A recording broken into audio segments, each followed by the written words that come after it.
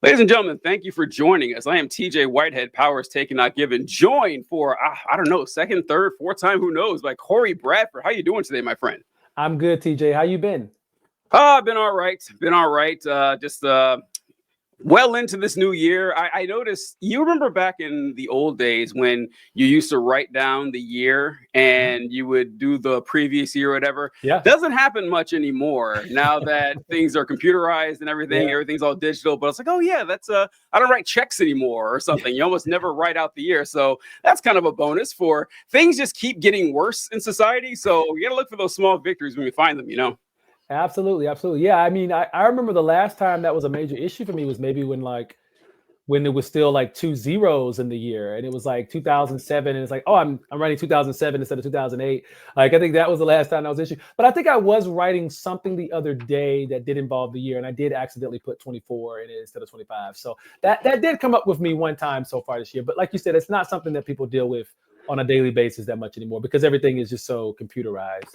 Yeah, I was thinking about this the other day I saw this article about technology and everything. Yeah. I saw this article saying that last year there were 13 million more single people in the United States than 2019.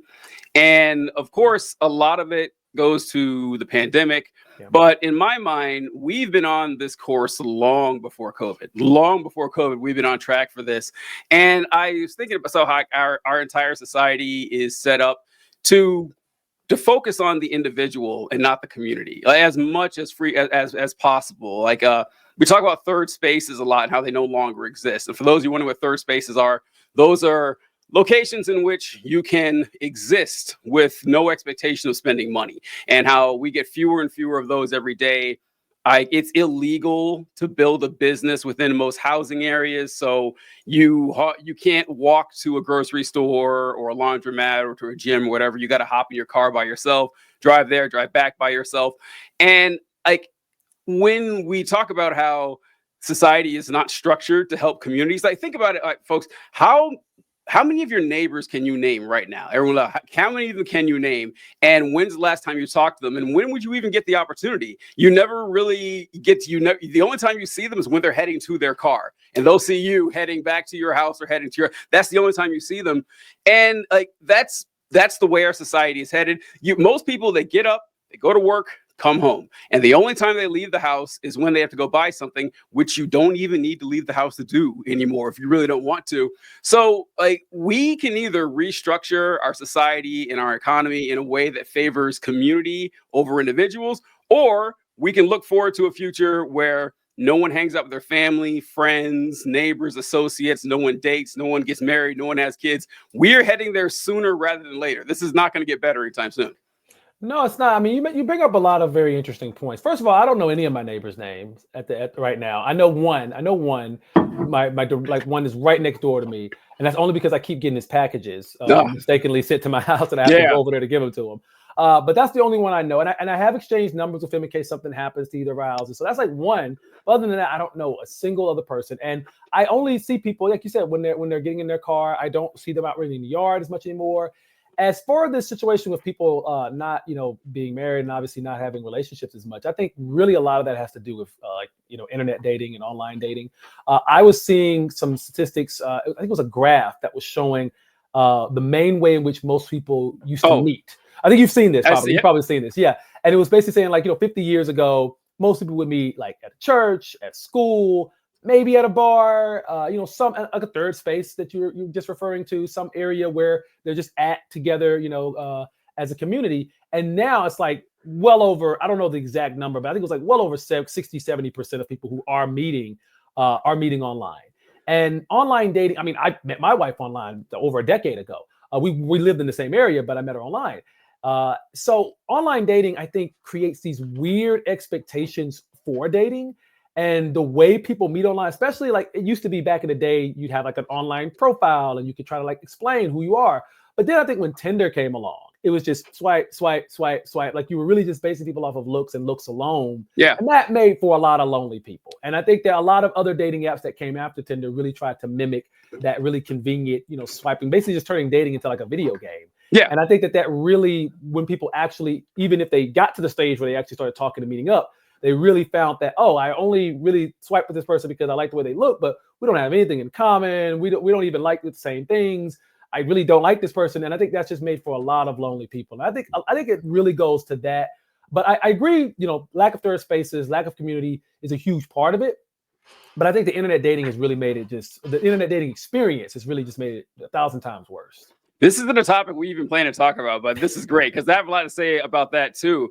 This is the chart that Cory was referring to here. Let me see if I can make it a little bit bigger. How did you find that so quickly? Shoot. Huh? Oh, well, I found it while you were talking. Actually, I was looking for it. Yeah. This is the exact chart. This is it. Yeah. Yeah. So it shows like in 1980, of course, almost nobody met with online dating. That's going to be the red line. But now it's well over 50%. And the blue line is through friends. And then the rest of them is family, work, bar, school, neighbors. And those have all been plummeting with like an inverse relationship with online dating. And while now, like I remember back in the day, let me see this chart here.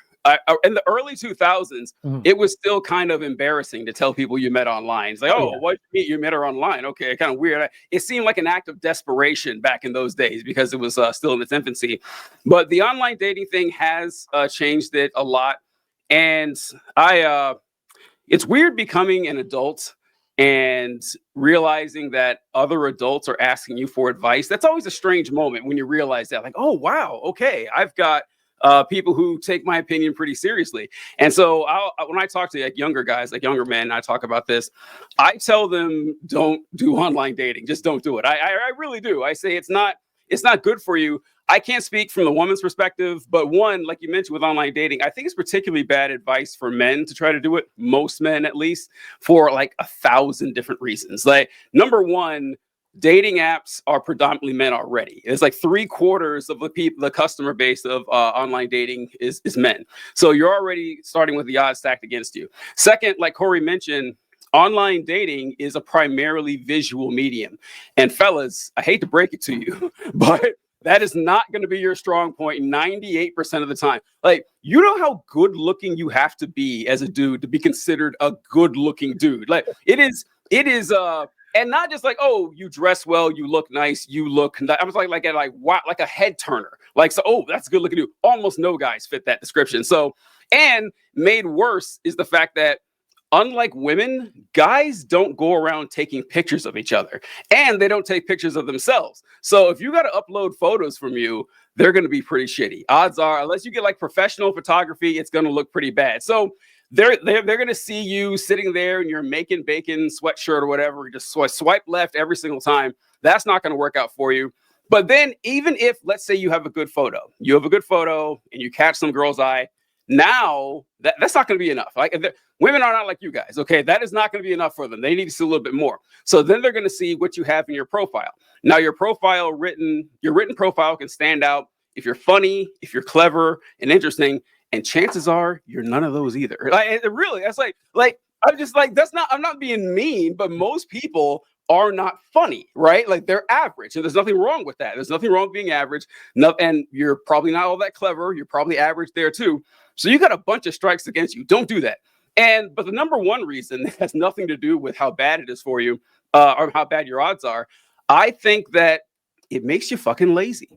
It makes you lazy, right? Yeah. So this is like asking someone out is difficult. It's a challenge. It's hard. You're putting yourself out there. You're risking getting your ego hurt, because if you ask someone on a date and they reject you, they're not just rejecting the date, they're rejecting you as a person, right? And that stings. You don't want to go through that. So it's a lot easier if you don't see them face to face and you do it over the screen. And if you want success in dating, laziness is not your ally. Okay. This is not going to work out well for you. So that's bad, but it gets worse. It's actually worse because it's not just online dating. I don't know if you've seen this, but I've seen a lot of videos from women talking about how they don't see men outside anymore. Like single women saying that they'll go to events and there's never any single men there. Men aren't approaching and asking women out on dates.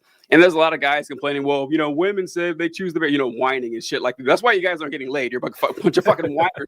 But what it really is, it's social cohesion has been dropping for a long time. A lot to do with the internet, a lot to do with online dating.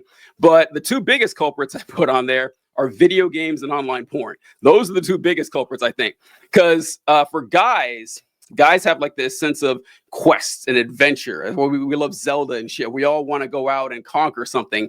And video games can fill in that gap for you, that you're not actually going to go out and slay any dragons. You're not going to fight a medium-sized dog. And so you can, fulfill that desire in a small way with a video game that gives you several worlds to explore. It makes you a hero. You can feel good about that. And then, like, you want a romantic partner or sexual gratification. And like we said, it's difficult to put yourself out there and get dressed and get off the couch and go out and talk to people and get shot down.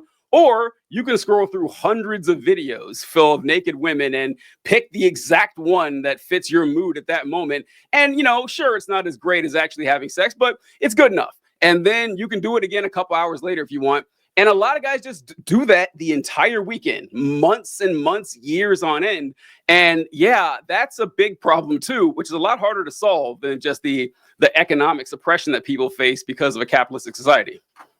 Yeah, I mean, I don't want to go too far down this road, but online pornography, man, like that has destroyed so many men's chances because it creates these unrealistic expectations. Like you're not gonna just like knock on some woman's door to fix her plumbing and just immediately be brought in, and then she's just gonna be like, oh, my husband's not here. Like that's not gonna happen in 99.9% of scenarios that you find yourself in, especially if you're the type of guy who is having to watch that kind of stuff every day. Like there's a reason why that's happening in the first place.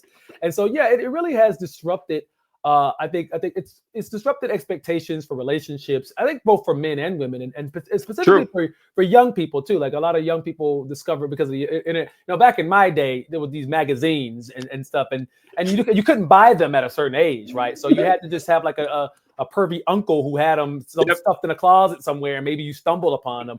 But maybe if you figured out the codes to your pay-per-view, network, you can like download a movie or something like that. But now it's like on your phone, boom, instant. And so a lot of younger people who don't, have parental controls, they're discovering this stuff, and now they're learning these these unrealistic expectations at very young ages, and it's just corruption from the time they get older. Like they don't know how to even approach a woman or how to even start these conversations. But I'm curious what you think about, because you said that's like a hard problem to solve. But there are like a bunch of states that are like trying to solve it. They're making it like where you have to input like your age and like your like information in these sites, and so many of these sites are like so against that they've just stopped operating in certain states. Florida, Texas, a lot of these states, they've just stopped operating. Now, obviously, if you're smart enough to use a VPN, then this doesn't really even apply. But for people who may not understand that, it's like, do you think that those efforts are going to in any way put a dent in this issue? I don't know if it's going to put much of a dent in there. Because Indiana's a state. We just passed a law like that last year, I think. I think that went through the state last year. And I know several states have done it, but I mean, it's kind of like what you said before, where anyone south of 25 doesn't understand what it was like back in the day. That still images, folks. We were looking at still images on paper. Oh, that's how desperate things were back in those days. But you know what? It built character, okay? You had to work to find pornography back then. You had to put in some effort. So, like, even now, like with those laws and stuff, I mean, it applies to like the big websites, but there's smaller ones where you can find pornography. I mean, it's like, it's not gonna, I don't think it's gonna put a dent into it unless you really go after this stuff. And I do think that guys should be putting work into it, because that does at least, I don't know, if it's too easy, you don't respect it, you just scrolling through and everything, and that's why they don't take it seriously. But yeah, I don't know, and even if they do, they can find some, I don't know. You're right, this is a long story here, but do you think like that's a good effort? Because now you start getting into like weird free speech arguments, and I can see that collapsing somehow. Like, I don't know, Yeah, censorship arguments and things like that. I mean, obviously, there's a lot of that going on right now, as far as like, hey, I mean, we talk so much about freedom and all this kind of stuff. Like, technically you're taking away people's freedoms. But I think it's interesting, because when you look at Project 2025, which I'm sure we're about to get into some of this stuff here, one of the main like concerns they had was they wanted to like nationally outlaw pornography. And I don't think that would work for a number of reasons. A lot of Supreme Court precedents that pretty much say, hey,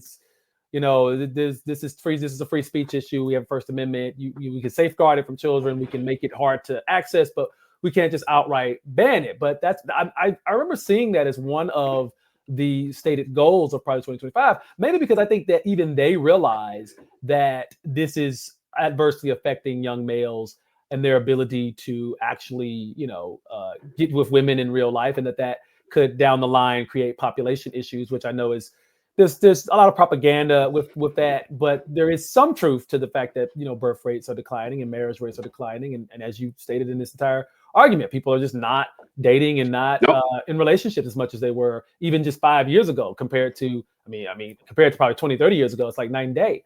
And so I think a lot of that is just efforts at trying to do like whatever they can to try to fix these issues. I don't think that pornography is like the absolute main thing that's causing all this. I think it's one of many factors. Yes. Yeah. You mentioned a lot earlier about the lack of community and not being able to do that work and have that discipline to go out there and find someone. So it's a lot of things. I think that's just like one thing. And I think it may end up being the scapegoat, right? The thing that they blame this all on, when really there's a lot of other reasons. Like, God, there's a lot of reasons why the woman doesn't want to date you. It's not just because of your porn addiction and your video game addiction. Like, even though that's a part of it, like your personality and that's a big part of the equation as well. And that's not going to be easily fixable by like legislation or anything like that. No, I don't think it will. Even if, first off, you mentioned like the banning of porn has some opposition and everything, free speech and everything. True, but people, if you thought prohibition was bad, okay, like with alcohol, like if porn became like actually federally illegal in all 50 states, good luck governing this society. Like it's not. I forgot what I was going to say with. You mentioned with the laws the states bring in banning pornography. I always said, because this has always been happening ever since the internet became a thing. You've always had legislations like, okay, we need to protect kids and keep them away from pornography and stuff. And while noble, I do understand it. I was an 11-year-old boy once too. I found porn in 1992. Okay. And so if I could find it in 92, like with no internet, trust me, they're finding it today. And so there's only so much you can do to, stymie the assault of millions of boys looking for porn. They're going to find it. All right. And so that's one thing about that. But with, you talk about the fears they have of population decline and all that. That's happening. Yeah, it is. Like it is. And what's really sick and fucking twisted about it is they use this as like Nazi propaganda and everything, which is kind of gross. Because I hate that part, because when you bring it up, it makes you sound like you're on track with these guys who are like, we need more white babies and no immigration. So no, that is not how to fix this problem, whatever. But like you said, there's going to be several steps to get there. And I don't think we have the national will or the courage to address the litany of issues that causes this. So, yeah, nice little aside there. That kind of brought up. And I'm about to go on another one real quick. But I don't know. I don't watch sports anymore because ever since I got rid of cable years ago, I stopped caring. It was a weird thing because I love sports. I watch basketball, football, baseball, I watch it all the time. Now I never watch it. But I did see... Mac McClung is? He is a G League player for the NBA, and like the NBA's minor league, and he's won the last 3 slam dunk competitions. And I wanted to play this clip of Mac McClung. Was it last night? I think it was last night. Yeah, the slam dunk competition, and the dunk is really great. I gotta give it up for this guy. Let me see if you guys haven't seen it. He jumps over a car. Now, a lot of players have done this jumping over a car thing. Like Blake Griffin did it years ago, and Blake Griffin was a super high flyer. He only jumped over the hood. But Mac McClung, this guy, let's see this one right here. Oh my gosh. Allow me to reintroduce my there. Can't get enough of it. And Mac McClung is fantastic. I love watching him and everything. I do have to say, though, Mac McClung winning 3 slam dunk competitions in a row, doing this every February, like during Black History Month, it's bordering on disrespect now. How long are we going to let this go on, guys? I mean, but white people already have everything else. Basketball is one of the few things that we have, right? And we're going to let Mac McClung, who's like, 6'1", 6'2", come and steal this shit? Look, mad respect for the guy. Wish him all the best, but can't say it doesn't irk me just a little bit. Just want to say that out of the way.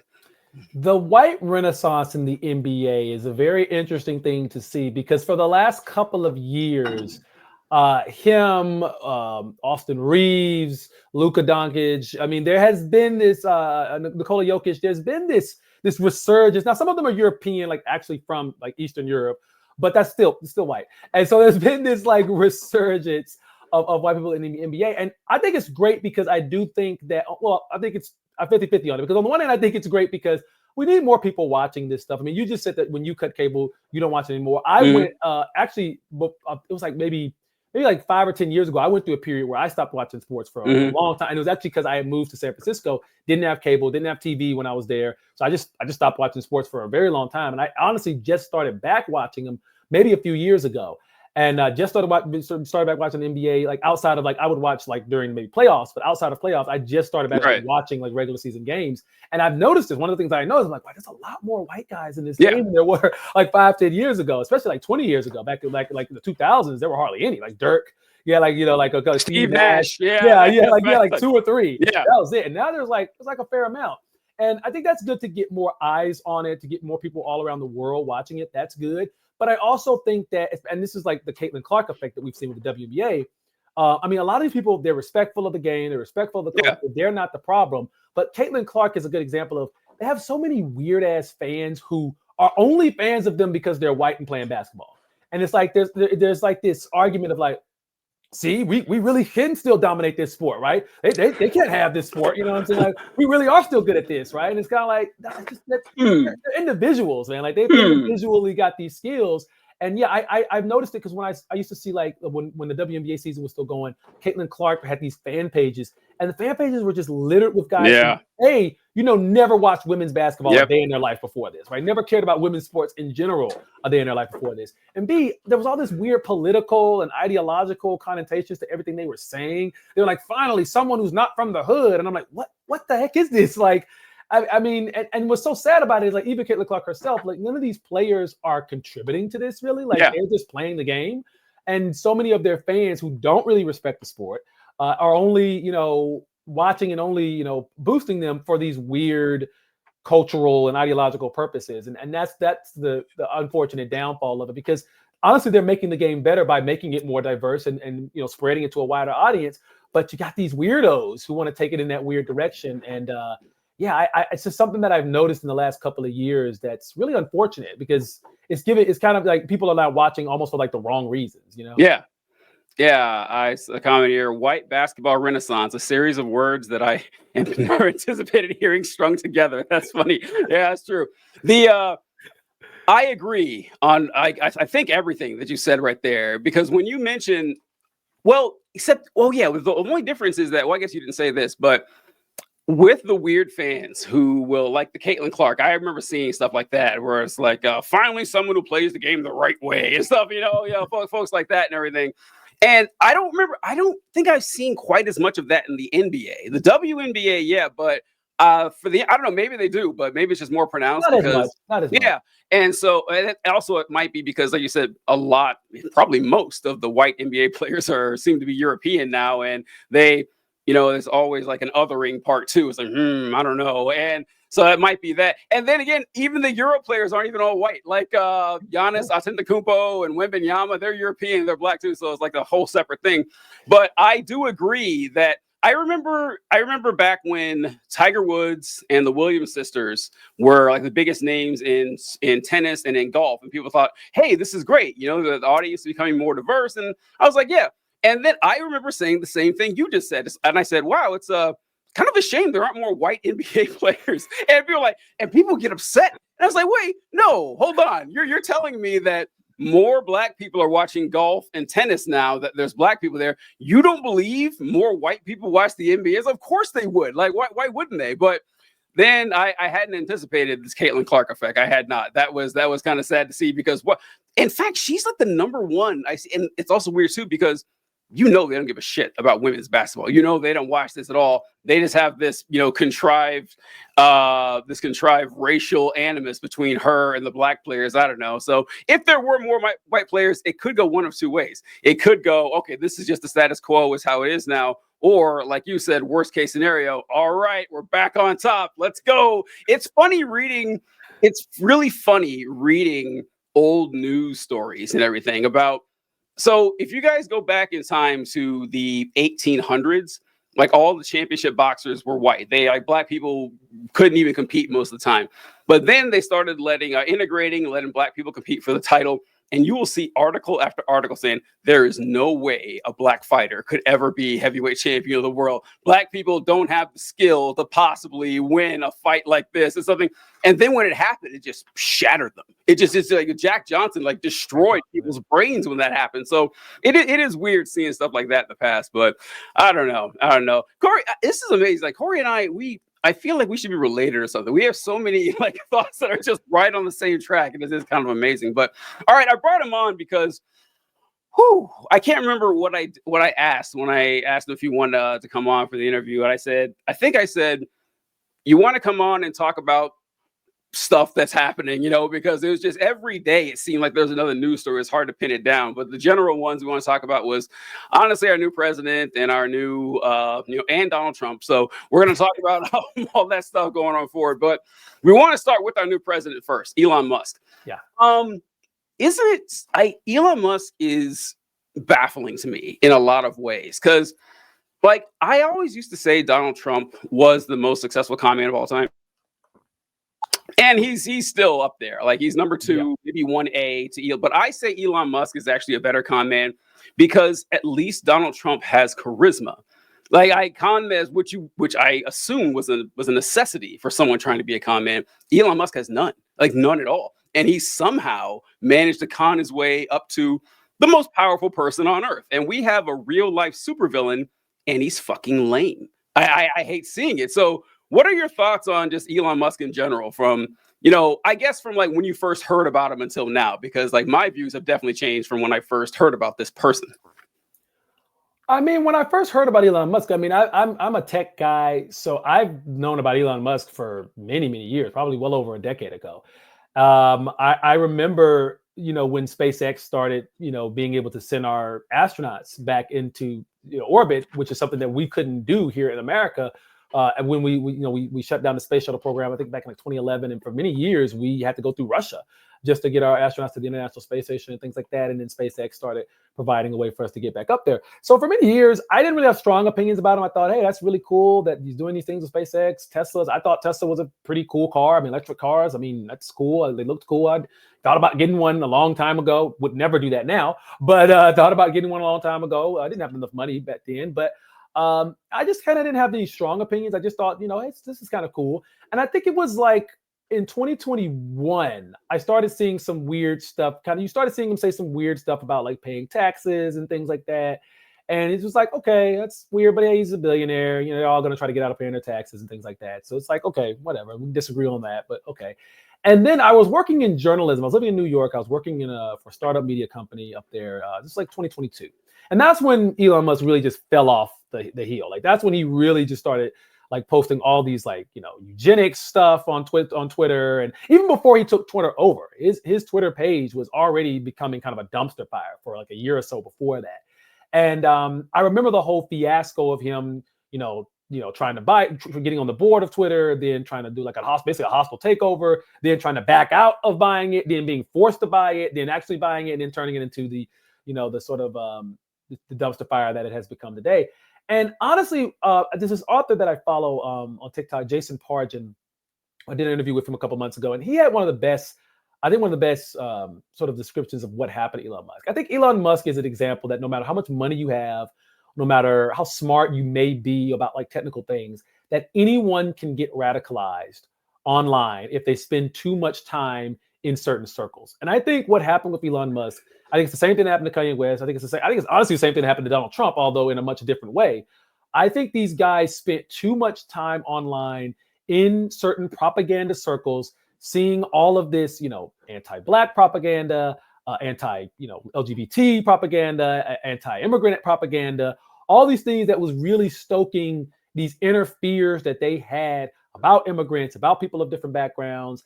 And I think at a certain point, it just started to infect their brain. And we think that can only happen to someone who's like sitting in their mom's basement and they're broke. They don't have anything else going for them. They're single, whatever, they're poor. And they're the ones getting radicalized. But I think Elon Musk and Kanye West and all these guys are examples of people who can get radicalized, even though they're some of the richest people on earth. And if you spend too much time intaking that misinformation, intaking that propaganda, and it already, because that propaganda is aimed at certain people, not based off of their class or their money, but based off of these fears that they already have about the world. And if you can target those fears, you can weaponize that against anyone, regardless of how much money and power that person has. And so I think that's what happened with Elon Musk. I think he got radicalized by a lot of, this weird alpha male content online, this weird, and I think, and it's weird because you see the same thing happening with Mark Zuckerberg now. Like, he is also turning into this alpha bro. And it's like, bro, you were like the nerd of all nerds for years, man. Everybody hated you on Facebook because of how you at least tried to safeguard this platform. I mean, he never did a good job at that, but at least he tried to have fact checkers and stuff like that. And he just decided, you know what? I'm just going to give up. And I think Mark Zuckerberg is just going down that Joe Rogan, Elon Musk path of, maybe if I cater to this alpha bro base, that will get me the same type of power and influence that those guys have now gotten over society as a result of catering to it. So I think it's an example of weaponization of one's fears and biases against them and turning them into radicals. I think that's exactly what happened to Elon Musk. Well, all right. I remember hearing about Elon Musk years ago. I think the first time I ever heard of him was when they were talking about cars being operated without drivers, and how driverless technology was going to be the wave of the future, and what that meant for the economy. And because I remember reading this and everything and looking, because this guy Elon Musk, this tech genius, is out there trying to make these driverless cars. What is that going to mean and everything? I don't know what year that was. I feel like it was like 8 years ago, something like that, when I first heard of it. But then after that, I kept hearing these legends of this guy named Elon Musk. Yeah, I never saw him. Yeah, he didn't make public appearances or anything like that. I'm sure there's pictures out there, but I know what he looked like. And I would always hear people quoting him and talking about his, rocket program that he wanted and everything. And the first time I rolled my eyes at something Elon Musk said, and it wasn't really his fault, I can't believe I'm saying this, but I saw a news article and it was everywhere. I felt like I saw people covering it on TV. I saw a bunch of headlines for it online, and it said, Elon Musk says there's a 50% chance we're living in a simulation, that the universe is a simulation. And I saw this article all the time, and all I remember thinking is like, who the fuck cares? Elon Musk, whoever he is, has no idea more than I do if we live in a simulation, right? He doesn't. Like, who gives a fuck? And I was like, that wasn't his fault that it caught fire, but it was everywhere. But then I kept seeing more and more of him. And then a few years ago, I don't know, like 4 maybe years ago, he started speaking out in public. And I'll go on record, like, the worst decision he could have ever made. I mean, just, although hard to argue now, considering his situation now, but he did. I think that Elon Musk did more to damage the credibility of billionaires as super geniuses than anyone I've ever seen, just seeing him on stage. And I always mention this, that, look, just because you're a poor speaker, that does not mean that you're, not intelligent or anything like that. However, if I had a reputation of being the Iron Man or something, and this incredible quick thinker and everything, and I couldn't string 2 sentences together, I would never open my mouth. You would never see me on stage just stumbling over simple sentences and everything and saying absurd shit. I don't know how he thought that was a good idea or how it worked. Once again, don't know how it works. Zuckerberg, though, I think Elon Musk is actually a racist and always has been. I mean, come on. Like, look at his past and everything, and like his I don't think his affinity toward the plight of the white South Africans is new. I think that he's always kind of had this, and it kind of makes sense as it bleeds over into other Nazi adjacent talking points that he's always making. Zuckerberg, I don't believe this is genuine for a goddamn second. I don't believe that at all. I think Zuckerberg knows who breads his butter now. And so he's like, well, Trump. I saw clips from that Joe Rogan interview. Embarrassing, man. Mark Zuckerberg wearing a t-shirt 3 sizes too big. He's been doing the MMA thing, I think that's genuine. He seems actually like that. He's got the chain. He's got like the curls and everything. And he's like, yeah, if you're asking me, I think that tech culture is too feminine, man. So, okay, Mark Zuckerberg, yeah, I know what you're doing here, man. I know what's happening. We're moving our base of operations from California for tech to Texas. Nothing explaining anything about that. I don't buy Zuckerberg's as being genuine, but to me, it just shows that he's willing to sacrifice whatever values he has to be on the side of the people with the power.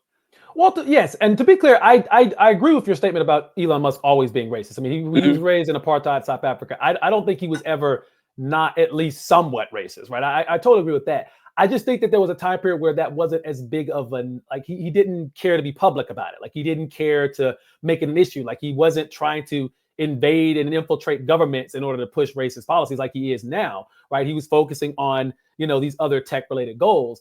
And, I guess it's one of those things as to, like, did the radicalization of online force him to go down that road? Or was that always his plan? Was he always planning to be this super Bond villain one day? And he just needed enough money and enough power and just decided, okay, I'm going to do it right now. Who knows? Because again, he was not this vocal about these types of social issues and things like that even 5-6 years ago. And now all of a sudden it's become the main thing he's known for. I mean, I think people now, this was so weird to me about Elon Musk's fan base. Like, the people who really like Elon Musk, like now, like him for, his political alignments with Trump, the things he's trying to do to our government, which we'll talk about here in a second. But it's like the two main sources of income this man has is space travel and electric cars. And I find that the vast majority of the conservative people who love Elon Musk, one, would never buy an electric car, right? Because they think that it's going against, diesel and gas. And it's like they have all these weird, political philosophies about that. But two, a lot of them don't even think space is real. Like, if you go online, you will see these flat earthers, these people who don't think that the sky is some type of weird computer generated thing and that it's not real. And like, they think of like these biblical stories, Tower of Babel, they would never allow us to go to space. So no one's actually been to the moon. No one's actually been in space. It's all fake. It's like, you do realize Elon Musk's whole thing is space, like going to Mars. Like, that's his whole thing. So like, how do they in their mind do the mental gymnastics to say, this guy speaks for me, yet he's doing something that I don't even believe in, like, as far as his actual career? Like, it's one of those weird things where I tell people, like, nobody really cares about what people, it's just like Trump, Trump's background is in like real estate, but it's also in like media, entertainment. Like, this guy was a big time media. He was like, people say, oh, Hollyweird. He was in Hollyweird. Like, that was his thing for years. It's like, you guys are completely ignoring what these guys do for a living as long as they say things that cater to your bigotry. And that's insane to me. Like, you can't actually read the tree from the forest and see who these people are. All they got to do is tell you what you want to hear, and you'll get on your knees for them. And that's absurd to me. I don't understand that. I mean, I do, but it's just ridiculous. That is the entire last segment here. So I won't put a pin in this because I have a lot to say about this, brother. That is just like, it is baffling. But I will tack on to something that I didn't have written down here. The rise of pseudoscience, man. It is it is depressing as hell. I was at a barbershop about a year and a half ago. My barber was out of town and I had to go to a new one. And I was talking to these folks. Two barbers in the same room were flat earthers. I couldn't believe it. I could not believe it. I was just going over how we know the earth is round, why we know the earth is round, like the equations for gravity that, we use to figure out where everyone is pulled toward the center of the earth at roughly 9.8 meters per second squared. Talking about how, Eratosthenes, there's an experiment you could do today, like measuring shadows on like light poles at noon in different cities and seeing that the angles are different, which is impossible. I mean, I went through all of this shit. And at the end, they're like, yeah, man, I don't know. And I asked like the obvious question, okay, assuming you're right and the earth is, assuming that the earth is actually round or the earth is flat, why are people lying that the earth is round? Like, assuming you're right and it's flat, you're telling me every military, every a cruise liner, every space agency, every merchant marines, every cartographer, every air and missile defense operator, that was me. Like, I'm lying about like the shape of the earth and everything. What's in it for them? Why? What could they possibly have to gain for doing this for hundreds of years? And the guy said, well, who knows why? I said, no, that's not enough. People aren't going to put in that much work to get nothing out of it. And then he said, well, I'm not even sure if these folks are human, And I said, okay, are you saying this literally or metaphorically that they're not humans? He goes, yeah, I mean, they could be, like a demonic stuff. So, okay, we're done here. We're done. Like, you're just right. There's just nowhere to go here. And it's sad because they always you're talking about there are a lot of biblical literalists or whatever, the sky is an actual dome, an object and stuff. If you want the wisdom of the ancients knew the earth was round. Like, we've known this for thousands of years. And it's just sad to see all this fucking work human beings have put into understanding reality and describing things as accurately as possible, to see it tossed away for nothing, just because you didn't pay attention in 8th grade science class, and now someone does a slick video, and you believe that there's a hole in the North Pole that leads you to the center of the Earth, where there's a fake sun down there. That's just sad to see. I hate seeing that going around. But I don't know, with Elon Musk and everything, they trust him because he's a rich guy, right? Isn't that what it comes down to? That if you're rich, you must have you must have done something right, and you must be intelligent. So even if I always use Elon Musk with aliens, because they think aliens are here and the government's hiding them. Look, if they're here, Elon Musk would tell us, right? You're telling me Elon Musk would drop the opportunity to go down in history as the man who introduced extraterrestrial life to make? No chance he would pass that up. But what I was going to ask about Elon Musk is, I was trying to think of a historical parallel to Elon Musk, and I can't do it. I was trying my best, because I can think of a lot of rich people who were involved in government, Carnegie, Rockefeller, J.P. Morgan, Vanderbilt, stuff. And they, of course, used their influence and their wealth to shape their industries in the way they want, and the culture. So like Henry Ford did a lot with culture and everything. I can't think of anyone who's done it to the extent that Elon Musk has, where like half of the country didn't worship Henry Ford, right? Even though all the power he had. Can you think of anyone who's come close to this? I can't. I think Henry Ford is an interesting analogy, just because he was also super, super racist and had all these weird, anti-Semitic theories. And I think even Hitler mentioned Henry Ford by name in one of his books or whatever. So I do think that Henry Ford's a similar figure, but like you said, nowhere near that kind of power and leverage over the government, and nowhere near that kind of, fame and admiration among the people. And right, you're right. I'm going through, even when I go through like stuff outside of America, like just Rome and Greece and everything, I really can't think of at least a well-known similarity to a figure who's very similar to Elon Musk. But I do want to say this. You said that people like respect Elon Musk, or like the people who love him because he's rich. It's also because he's rich and he says things that they agree with. Because if you're rich and you say things that they don't agree with, well, then you're a part of the cabal. You're a part of the Hollywood this or that. You're a part of the deep state or whatever. But if you're rich and you're working those exact same industries, but you say conservative things, well, then it's like, oh, well, this person should be the leader of the free world. This person should have all the power and control, and we're not going to question anything they're doing. And what's so weird about Elon Musk is that, a lot of the things that his organization is Doge, whatever it is. I mean, the fact that it's even called Doge, it's like that within itself is just like a clear-cut example that it's a farce. That none of this is legitimate. This is a name that's been associated with his brand for years. So this is just Trump's way of rewarding Musk for, giving Trump a few extra votes that he would have needed to win the election.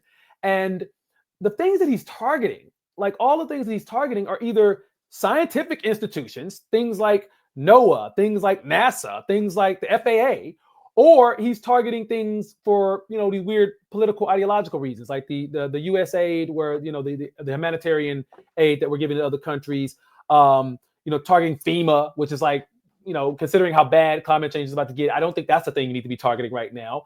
Targeting the DEI initiatives, and then of course the Department of Education, which again would just be disastrous for most Americans, including the vast majority of the red state Americans who supported Trump in the first place. So what's so crazy to me is that he's not even targeting like the actual areas of waste in our government. Like if he wanted to target the actual areas of waste in our government, it starts and ends with the Pentagon.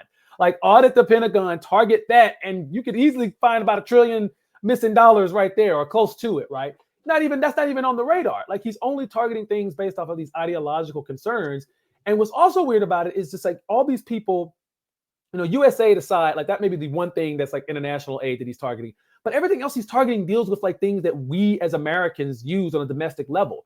And so these are the same people who say things like, we give too much of our money away to Ukraine. We give too much of our money away to Israel. That money should be here in America. It's like, okay, he's targeting the institutions that's using that money for Americans. Department of Education, Medicaid, Medicare, food assistance. These are things that we use as Americans, and these are the things you're cheering for him to defund or cut funding for. And it's like, what are we even talking about here? Like, I don't understand. The cognitive dissonance is just so strong. I don't understand why people don't see how this is going to adversely affect them far more than not. I don't get it. It is odd. That's I wanted to talk about the Henry Ford thing you mentioned before I get in on this. What Cory was saying there about how Henry Ford was racist. Now, I wouldn't fault people for not knowing that. It's not like you're taught that in school. In school you're taught that Henry Ford created the car or whatever. He didn't, but that's kind of what people think, and that he was the first one to make use of the assembly line that we know and love today to make work more efficient. And he paid people a lot of money, and so they could buy his equipment, which is really funny. You start looking at there before they don't teach you shit like. I didn't do this in school. I went to a private school, but I guess in a lot of public schools they taught square dancing back in the day. Like, I talked to people. Yeah, a lot of people I talked to. Yeah, I didn't, because I just read an article on this and I brought it up. And some people on the podcast like, oh yeah, they taught us square dancing in school. I didn't know public schools taught square dancing, but that can be traced back to Henry Ford, because Henry Ford did not like the influence of jazz. And he said that, jazz is poisoning the mind of kids. We need to teach them good old American square dancing. And apparently a lot of schools did it, at least until the 90s. Maybe they still do. But when people I knew were kids, that they were doing it. But Henry Ford also wrote this book called The International Jew, The World's Foremost Problem. So that is just the title. All right. It doesn't get any better from there. Okay. So if you're wondering what Cory meant about Henry Ford being a little racist, yeah, he was. And so, yeah, like absolute bigots having a lot of influence in the White House and in culture. Nothing new, but nothing to the extent of Elon Musk, unless you count the founding fathers. Like, that is honestly, I thought about it. I was like, the only parallels I can think would be like Thomas Jefferson or George Washington, where you had people with immense wealth, more than anyone else in the area, who were also vital in shaping the course of American society. But Jesus Christ, at least with Thomas Jefferson, you can point to some really good things, like writing the Virginia Statute on Religious Freedom, which was like the foundation of our First Amendment. Great. Show me something Elon Musk has done that matches anything like that. Doge, man, this is like, I'm so glad you brought that up, because all I can think is I see what's on the news and I see stuff happening, and I swear to God, like a dozen times this last month, I remember thinking, okay, is this real?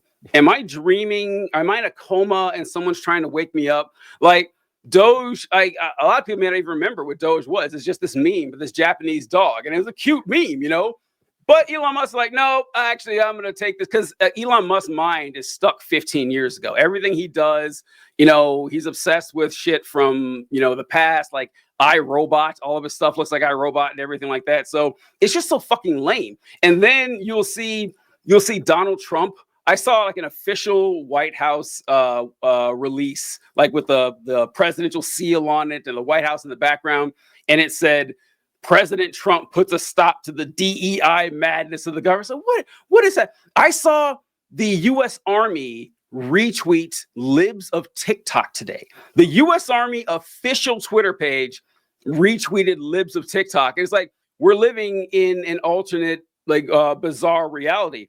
And I love that you mentioned the fact that the elites, conservatives always talk about the elites and how the elites are bad. And what I need you guys to understand is that when conservatives mention the elites, they're not talking about elites the way we talk about them. Because when we talk about elites, almost always we're talking about financial elites, economic elites, people who hold absolute power. That's not what conservatives mean. Conservatives mean cultural elites, so however they phrase that. So Elon Musk, richest man on earth, not an elite. He's not. Your librarian, she's an elitist. Like, she is like actually the one at the levers of power here, because she's letting men in dresses sit and read books at that library. So that's what they don't have that set up. The red state situation.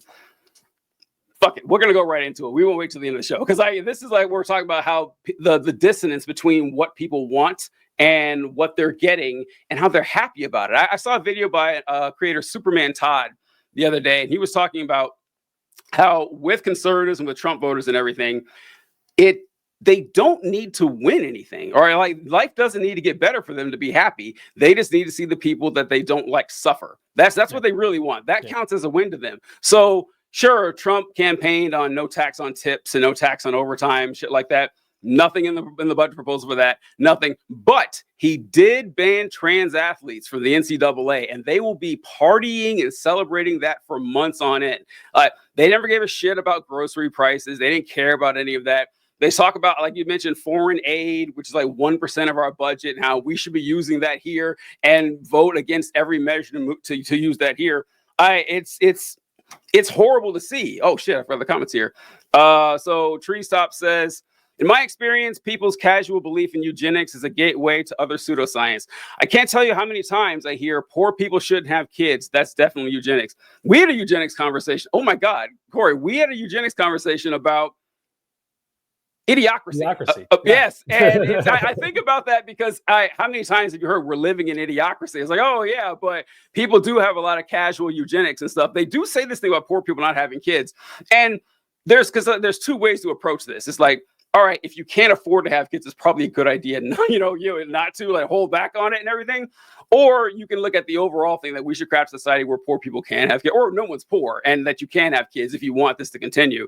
But yeah, I don't know what to say about Elon Musk. Actually reminds me, since we're on this topic here, Elon Musk, he was sold to us as someone who was cool, like someone who was the new Tony Stark, and that's how his insane plan with the Mars thing. You mentioned how he's named after a character of some book where a guy goes to Mars, and so okay, I didn't know that, and that's something everybody knew but me. Okay.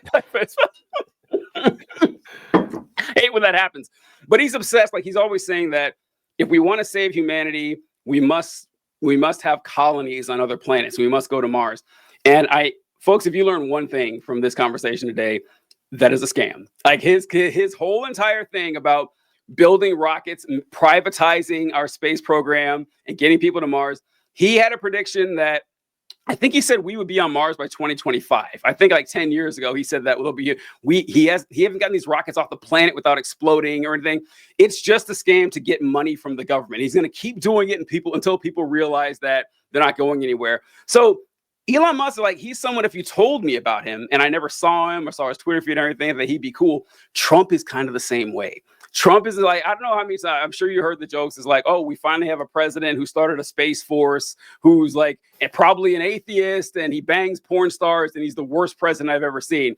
But like, what do you think about like Trump and all this? Because Trump has been a fascinating figure. I mean, he's going to go down in history as one of the most studied Americans ever, which upsets me. But how could you not?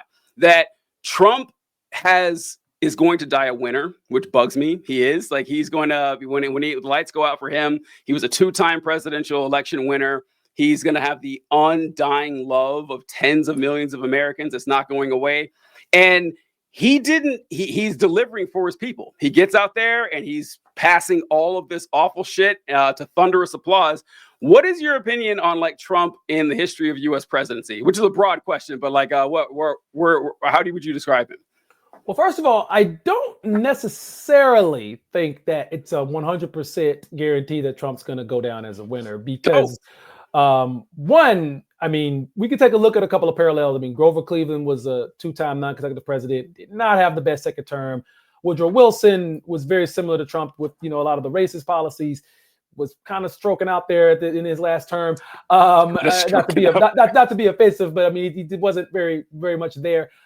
Second terms in general, just historically speaking, are, even going back to George Washington, second terms are rough and they tend to be not as successful as first terms. A lot of the great U.S. presidents, from Washington to Grant to almost all of the last few 2-term presidents we've had, did not have great second terms. I mean, it's just sort of, they call it the second term curse. There's a lot that goes into that, a lot of reasons why that's the case. But Trump will probably not be immune to that. Now, will he continue to have that undying love with all of these people? Sure, that may be true. It depends on how bad things get, but that may be true because it seems like right now it doesn't really matter how bad things are going to get. They're still going to say, oh, they're going to either say it's not Trump's fault or, oh, it's all Biden's fault, even though he's not even president anymore. Like they'll figure out a way to keep the blame away from Trump. But as far as how the history books regard Trump, that's an interesting question because I think it'll be very similar to how the history books regard Andrew Jackson, because I think that Andrew Jackson is, in my opinion, the type of president that Trump is trying to emulate the most. I don't think he's going to quite get there, but I think that's the type of person he's trying to emulate the most. Because Andrew Jackson pretty much did the same thing Trump did as far as like going into the government with these really strong opinions and these strong ideologies and just taking a freaking wrecking ball to anything in government that went against those ideologies, from the Bank of the United States to any federal institution that he felt wasn't in line with his ideology. It was getting the axe, or it was getting some form of the axe. And then, of course, Jackson was responsible for the Trail of Tears, displacing, hundreds of thousands, maybe even millions of indigenous tribes people from the Southeast United States into the Western territories. And that's essentially what Trump is trying to do with undocumented people and migrants and illegal immigrants. He's trying his hardest to do something very similar to that. You saw the story the other day where he's talking about using Guantanamo Bay to house over 30,000 migrants, which is like Guantanamo Bay at its height only housed like maybe 700 or so enemy combatants. You're trying to put 30,000 migrants there, and why? Is it the whole purpose to like send these people back to their home countries? Why would you send them to Cuba? Like they're not all from Cuba. Most of them aren't from Cuba. What is this? Like that's just like literal Nazi shit. Like you're just trying to create internment camps and possibly even concentration camps. Like there's no other purpose. If your whole purpose is to keep these people out, why are we holding them indefinitely? That doesn't make any sense. So I think he's really trying his hardest to try to imitate like an Andrew Jackson approach, a very hard-nosed, strong arm, strong man approach to governance. That's not really going to work. I mean, it might work, unfortunately, but it probably won't work. As far as how the history books look at him, I think it'll be like Andrew Jackson. I mean, Andrew Jackson is someone we put on the $20 bill. A lot of people for a long time, in history classes, we were always taught that he was a strong leader. Yep. And then you get older and you do your research and you're like, this guy was fucking awful as a human being. Like one of the absolute worst, if not the worst human being to ever be president.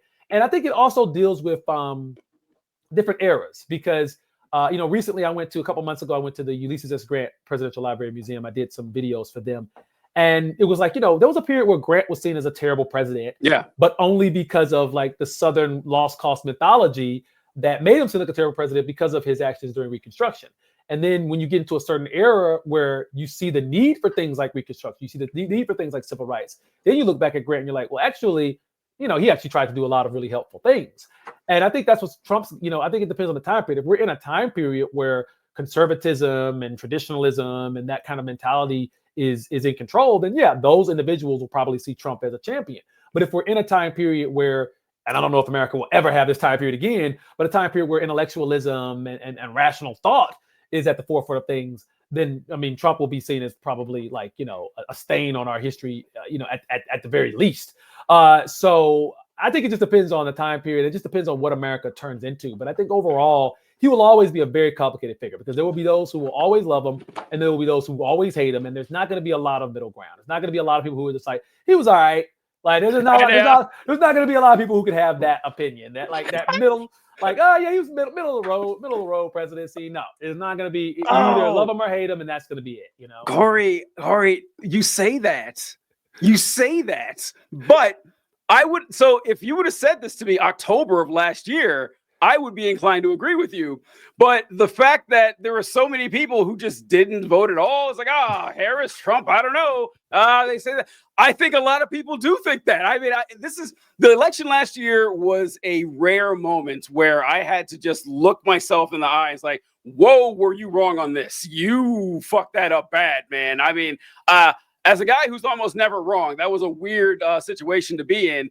And to say that, I always said that, no matter how bad this nation is, like, come on, we're better than this. And it turns out we are not. It turns out we aren't. It turns out that, like Donald Trump you can't even use like the excuse from 2016 where Trump was a new person. Donald Trump has been the most famous person in the Western Hemisphere for 10 years now. And people still said, yep, let's go. So I don't know, at least as it sits, a lot of people don't have a strong. I mean, I would figure they would. Of course, I think I do. Everyone I know does, but that's kind of odd.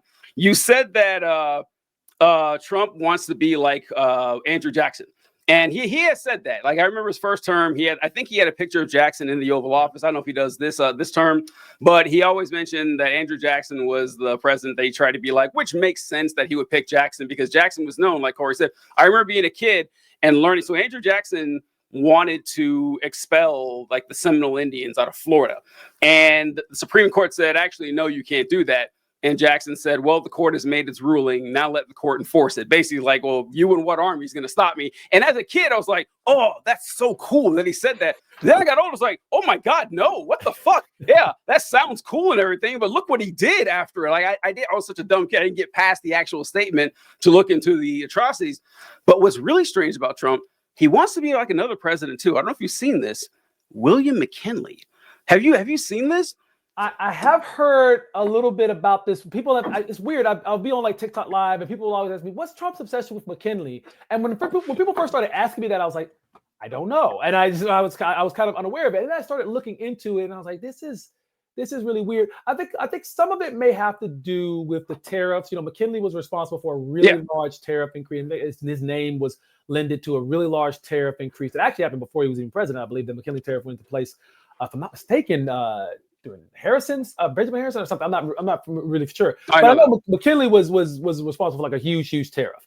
And because Trump is trying to do tariffs, maybe that has a lot to do with it. But McKinley, it's actually very interesting that he's choosing McKinley because McKinley is actually the beginning of the Republican Party really being a party for the wealthy. Like that was the moment where the rich really consolidated around the Republican Party because the Democrats at that time, you know, there was a guy, Williams Jennings Bryan was the nominee for the Democrats in 1896.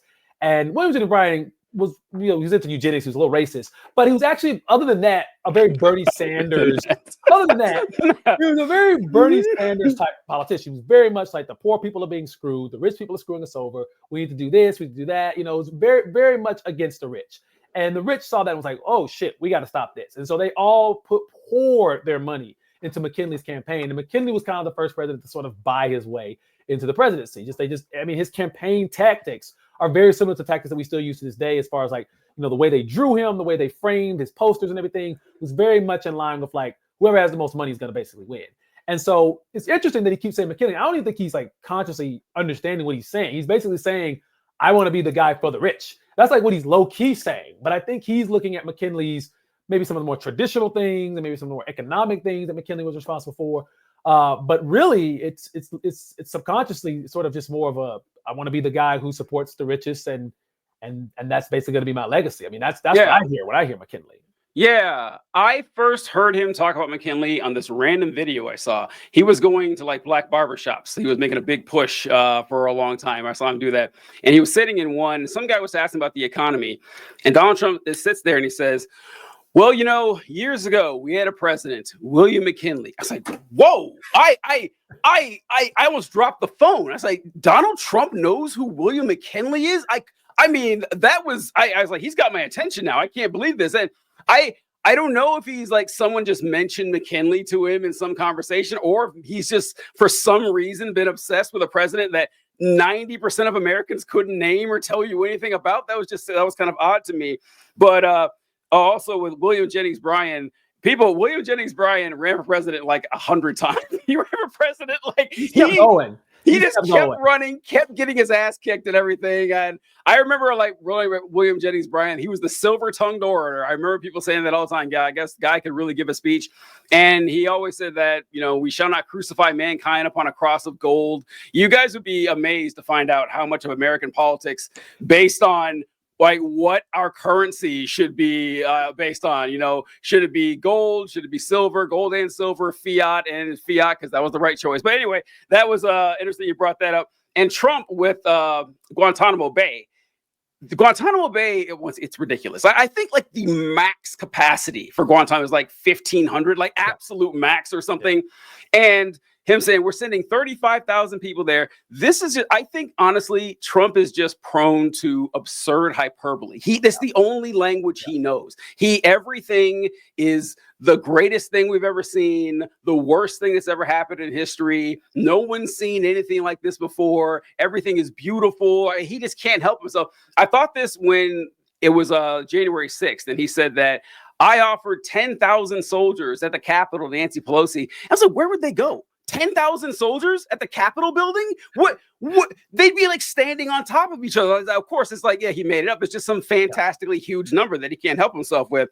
And what I wrote down, Supreme Court and I wrote that, and Grant. Fuck, I don't know where I'm going with that. But yeah, I think that Trump is going to be remembered as a chaotic figure and everything. And just, I think he's going to be the most studied president in American history. I do, because like Trump, even with like, Grover Cleveland had the non-consecutive terms. I've never seen a political force like Donald Trump. I've never seen it. I mean, like Barack Obama is the only one who comes close, like in my lifetime. But Donald Trump is the most popular conservative Republican I have ever seen. Like no one comes close. Like even as big as Reagan was, we weren't really, I doubt he had Reagan was more like a normal politician than Trump still. And so, trying to compare it historically, I don't know. It's going to be difficult. Oh yeah, when my brother and I went to public school for the first time, they made him do a square dancing class, even though my dad wrote a letter saying that we were not allowed to dance. I also did not know Musk was named after a Martian. Okay, look, someone didn't know about that either. But yeah, the thing with Trump and with Jackson and the comparisons to the future, I really don't know. But Trump now, I talk about what is his obsession? I have to get your opinion on this. What is his obsession with Greenland and Canada and making it the 51st state? What is up with that? Because almost everything else Trump does, I can kind of slot it away. It's like, okay, well, he's doing this to appeal to these folks. He wants these folks. I have no fucking clue what's going on. And my initial thought was maybe like Trump likes to be, grand and historical. He's like, I'm going to go down in history as a president who added a 51st state. I can see that appealing to his ego. But if that's his goal, Puerto Rico's right there. Rico's right there. Right there, right? It's like that doesn't make sense. So like, what do you think is up with that? I really don't know.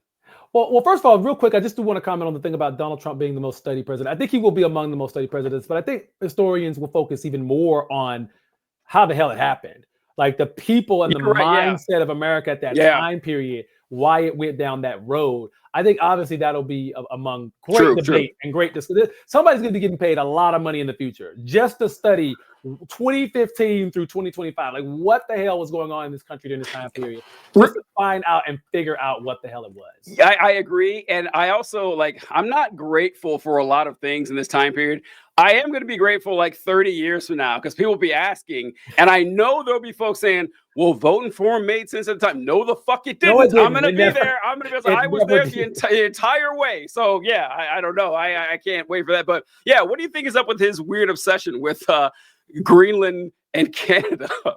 Well, I think you've already hit the head on the nail or whatever they call it. It's about his hyperbole. It's about his obsession with anything that's bigger than life. And I do think he wants to be seen as an expansionist president. We haven't really seen an expansionist president. I mean, technically Truman was the last time we saw any additional territory like that be added onto America. Obviously, Hawaii and Alaska became a state after that, but we already owned them and everything. But we haven't seen an outwardly I want to actually be an expansionist president since Theodore Roosevelt. We haven't seen this in a very, very long time. And I think that he sees it as a source of power. If I have the ability to add to America's territorial gains, if I have an ability to add to our, the actual land we hold, I can flip that and use that as a way to say to conservatives, look at me, I'm giving you more land. I'm literally adding to the area size of America. Name me a Democrat that can do that. Name me a Republican who can do that, right? And then two, it's also just a massive distraction, right? That kind of stuff. It's like the Gulf of America stuff. It's that has no bearing on anything, but it's these massive distractions give his base these sort of symbolic wins that don't have any effect on their daily lives, don't make anything better for them, and things are going to get worse for them. But if they can just in their mind say, well, you know what, 10 years from now, there'll be some Trump fan be like, you know what, he gave us Greenland.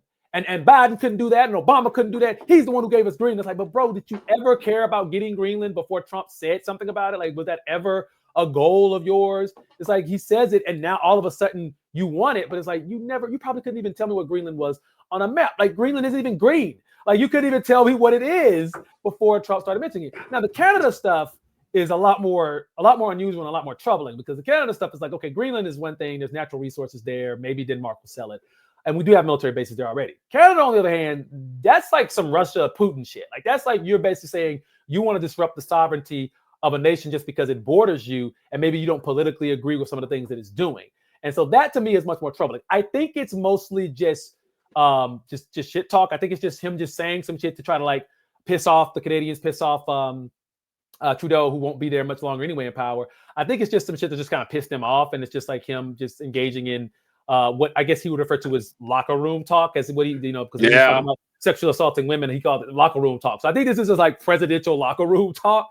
But I think if he actually starts like legitimately pursuing something like that, that would be very troubling, because that's when okay, I know we call him a Nazi, I know we call Elon Musk Nazis and shit like that, and they do seem to have an affinity for that ideology. But when you start actually trying to invade sovereign nations to get more land, like that's actual Hitler Nazi shit. Like it's no longer like a hyperbolistic, I don't think that's a word, but it's no longer an analogy. Like you actually are trying to repeat the actual steps they took to try to create the Third Reich. Like you're actually doing it in real time. And that's something very troubling that people really shouldn't take lightly. Do you think it's a distraction? Because I'm not convinced it is. And the reason I'm not is because, ostensibly the distraction is there to give people some bread and circus. Like, oh, look at this. This is interesting. Isn't this cool? And in the meantime, you do something awful. But they brag about the awful things even more than the ridiculous things, because and they seem to love it. They love it. They're like, oh yeah, Elon Musk has access to everyone's social security number. Great. They love it. They're the people he has rifling through $6 trillion of government funds. The oldest one is 24. Oh, great. This is fantastic. It's like, I don't know. Cause if it's I think he does it because for the memes, like Trump and Elon, that's actually, look, this is something that we have got to come to terms with sooner rather than later. The way we thought the world worked and politics works, it's dead. It's gone. This idea that we gotta have gravitas, and that we have like these rules. The whole, like the tweet with the dog can't play basketball, but the dog's dunking on you. That's what we're doing right now. And it's like you've got to be marketable. You've got to be viral. You've got to be interesting. That's how you win. I mean, and I wish people cared about policy, and I still do. I think that you can do both. You can be interesting and charismatic and catch people's attention and catch their eyes and say stuff that fires them up. You need to do that. But Trump is doing it better than everybody. Like he is. Like he's shown that, hey, this way you guys have done politics for 40 years. I step on stage and crush you immediately because I understand what it takes to catch people's attention. And I guess the old statement is true that, there's no, what is it? Like, no publicity is bad publicity. It's like, if you have it, you have it. But what's so interesting about that? I think people are kind of like shocked. And I mean, people who think logically and rationally about these things are kind of maybe very sad and almost just shocked to think that meme culture and social media gifs and things like this have completely taken over our political system. And there was a period where I too kind of looked at that and was like, you got to be kidding me. This is like absolutely ridiculous. But then I started really thinking about it. And if you really think about it, like forms of popular media always sort of get intersected with politics. Yes, I mean, true. Back in the 40s, presidents like to be seen with celebrities, Hollywood stars. I mean, all the Hollywood people joined the military during World War II to boost morale and things like that. In the 60s, JFK was always on television and making use of that medium. Reagan had Michael Jackson at the White House talking about the PYTs and stuff. Like, I'm sure people at that time, like older people, was like, "This is absurd. Why has he got some pop star, a black pop star at the White House talking about PYTs? Like, this is absurd." And I think Bill Clinton and the internet, I think we think it's absurd at the time. But I think it's just that natural progression of utilizing the thing that people are paying attention to the most to try to boost your own profile. And I think that at this point in time, internet culture, meme culture, Reddit, Twitter, this is the kind of stuff that controls the majority of how people, especially people under 50, think these days. And so that's kind of where they're going to. So I think it seems really absurd, but I think it's just the natural order of things. And I also think that Democrats and liberals have got to fucking get it together. Like they have to be able to do that shit. Like they are so terrible on social media. Like even in the face of all these things that Elon Musk and Trump is doing, you'll see like Cory Booker being like, "We're so mad. We're upset. We're not going to take this." And it's like, bro, they just made a meme about you just now. Like Libs of TikTok just made a fucking meme about you on Twitter that's going viral more so than anything you just said. Like you've got to figure out more clever ways, and you've got to honestly play this game that they're playing and get better at it, or else you're not going to win any elections. Nope. Like not competitive wins, not national wins. It's just not going to happen. So they've got to get better at it. Like it's just pathetic how bad they are at it. Yeah, the people at the helm right now are not up to the task. And I don't know if you saw this clip with Chuck Schumer leading a rally against Elon Musk, and I'll share it with you guys right here. This is our fearless leader in the Senate. I'm going to stand with you in this fight, and we will win. We will win. We will win. We will win. We will win. We will win. We won't rest. We won't rest. We won't rest. We won't rest. All right. Okay. So I want to give an award to the guy waving the cane. We will win. Okay. The guy waving the cane takes that video from an 8.5 to a 10. It's just like it is so comically absurd. And it's like, folks, I'm dunking on you and I'm on your side. That looks fucking ridiculous. And that's not inspiring the truth. So that's one way. You could be lame and incredibly hilarious, or you could go the other route for our other leader in Congress with the House of Representatives, Hakeem Jeffries, the minority leader. I don't know if you guys here. This is Hakeem Jeffries. Let's just put him on here and see what he has to say when they ask him about Elon. Introducing the Taxpayer Data Protection Act to shield the American people from this out of control power grab permanently, and to make sure that the financial, personal, medical, and confidential information of the American people is protected. Okay, that is not an out of context clip. That is how Hakeem Jeffries sounds. Okay, every speech he gives, he seems like he is a bored high school vice principal. His eyes are glassy every time he talks. It's like he just wandered into the room. It's like, you are not rallying the troops with this guy. It's not going to happen. I mean, he's like 50 something years old. This is who he is. I mean, I'm sure he's a fine human being or whatever, but he is not leading the charge against Elon Musk, Donald Trump, and Charlie Kirk. Like, there's no reason that you can't have people on there actually doing things, because like the Republicans are dunking and memeing shit all the time. And the Republicans figured out what they say doesn't actually need to make sense. It doesn't need to be logical or consistent. It just needs to be red meat for the base. And a good example of this is a ridiculous thing I saw the other day, but I feel like I can say that every day now. But I don't know if you saw this, Cory, but a GOP bill was introduced that would rename Greenland to Red, White, and Blueland. And I saw it here. The bill would also require the federal government to refer to it as such on official maps and documents. And the leaders of Greenland and Denmark, of which Greenland is a territory, have pushed back on the idea of trying to purchase Greenland. Yeah, so that's cartoonish. Do you watch The Boys by any chance?